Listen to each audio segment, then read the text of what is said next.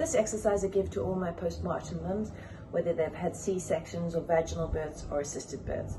This is an exercise you can do from day one. Obviously, if you feel any discomfort or any pain, then do stop immediately.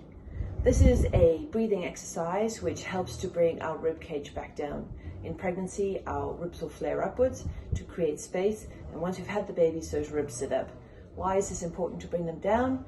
Well, because if our rib cage can't come down, we sit in that very inhaled position. Our back gets pushed forward and our rib cage is up. It creates lengthening through here, all right, and we get driven forward. That anterior tilt will be dumping our hips forward, our rib cage will be up, our diaphragm and our pelvic floor can't work together. It also means that our rib cage can't actually close and open properly, so breathing in, breathing out, breathing mechanics, as well as it doesn't work with our pelvis, because our rib cage and our pelvis work with each other. If our rib cage can't move in and out, then our pelvis can't move in and out, which affects pelvic floor, and it affects our hip mobility.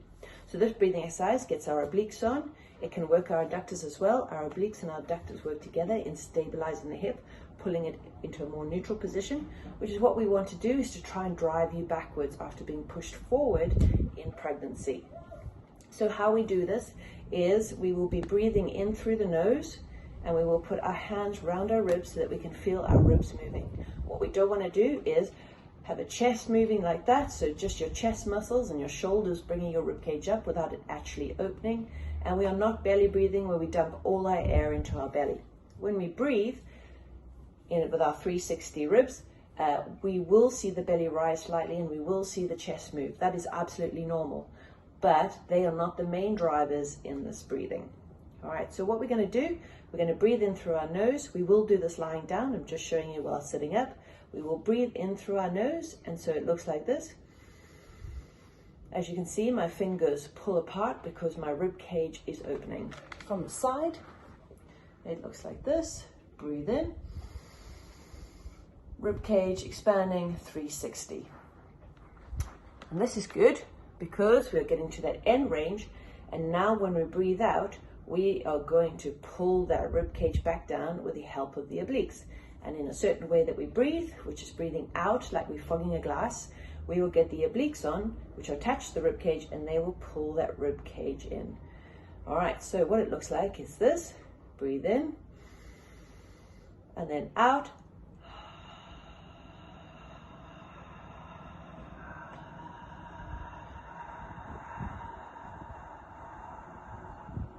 You will notice now that my fingers are touching each other as my rib cage has been pulled down. I'm going to hold that position for about 2 seconds, and then I'm going to breathe in again. As you can see, my fingers have moved apart because my rib cage is opening and closing. You'll notice on the breath out that I do about 6 to 8 seconds breathing out.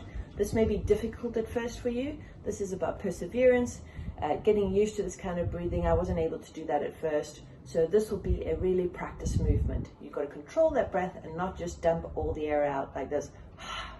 It's nice and soft sigh. You will feel all of these guys turn on. TVA underneath as well will be working, and you'll feel that rib cage come down, and you'll feel the tightening up here of that those really deep core muscles. I'm going to show you what position we want to be in when we do this breathing exercise. We want to be on our back. I'm putting the jersey underneath me here, so it's pushing my rib cage down. If you find that you have a proper rib flare where the ribs are like that, and you lie and there's a big arch through your back, we need that pelvis under the rib cage. So I put this jersey there, or a pillow, which kind of pushes my rib cage down a bit, which helps me with the arch in my back. If you can't get rid of the arch in the back, put your heels onto a chair, 90 degrees, and you push your heels down. They'll get your hamstrings involved. It will pull your pelvis under, and you'll get a nice neutral back. For even added work for the adductors, because your adductors and your obliques work together, you can use a roller, and you squeeze the roller on the exhale. All right, so what this breathing exercise looks like when I'm down here is I breathe in through my nose,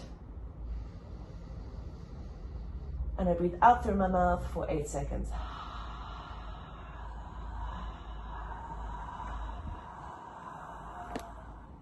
Get to the end, hold for 2 seconds, and then breathe in again.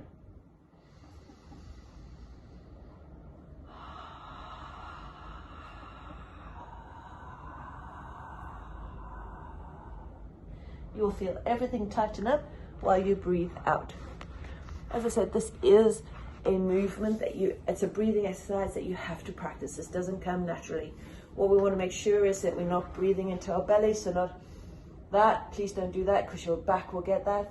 It is the rib cage opening up, and that's why we cue the hands on the rib cage so you can feel it opening and closing. Try this out, 10 to 15 breaths. If you don't feel the obliques turn on, don't worry. Just keep doing it, keep practicing. They will come on and they will do the work that's needed. Enjoy.